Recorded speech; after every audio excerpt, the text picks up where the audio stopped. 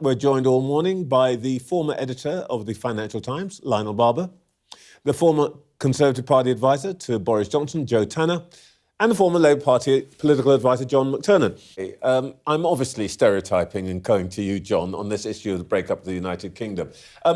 Andrew Roberts says it's not serious. Swinney seemed to think that we are heading in a direction. What do you reckon? So the thing about John Swinney, and I respect him as a person and as a politician, he doesn't take seriously the defence of the United Kingdom. He doesn't ever address fully and head-on the fact that when the Russians infract our airspace, it's over Scotland. When the Russians are lurking, trying to follow our submarines, it's in Scottish, or just adjacent to Scottish territorial waters. I think the defence case, which is one of the strongest parts of the premiership of Keir Starmer, has been strengthening defence and being stronger on security with European allies. Well, let's have a look at what the polls are doing, because I think this is relevant. If we can call up the polar coaster, you can see the big feature here. I mean, people are talking a little bit about reform declining and so on, but actually it's all pretty steady, except for Labour, who are in a precipitous decline. The Greens are pretty steady.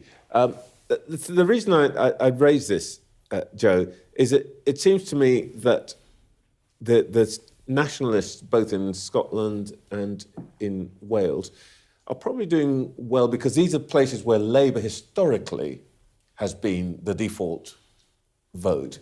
But now, looking at this, they're looking for alternatives, and the alternatives they're finding are Plaid in Wales and SNP in Scotland. Yeah, but these are also theoretical conversations before the arguments have been properly set out. I mean, a lot of the polls that we've been seeing, we're living our life on this polar coaster, essentially, because, you know, just because Reform do not have an up, they're flatlining, they've peaked, or they have a bit of a dip. We're not really having the arguments played out. And I agree with John, you know, the big thing about the breakup of the union is there are financial questions, there are serious practical questions, and the defence and security is one of the hardest ones to solve. Because imagine the week we've just had when you'd have had 4 national leaders also trying to have a conversation, let alone one, and you've still got other NATO leaders to be... I mean, it would just be it'd be worse than a dog's breakfast. It would just be chaos.